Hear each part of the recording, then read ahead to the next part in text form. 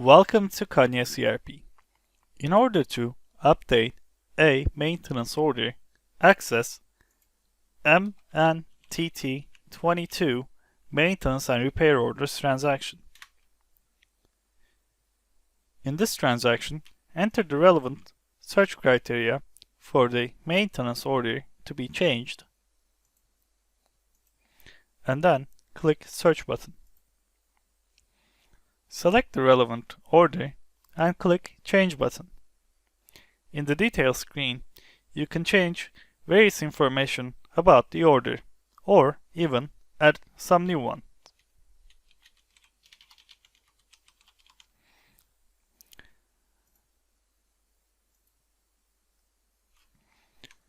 After making the relevant changes, click Save button to save the changes.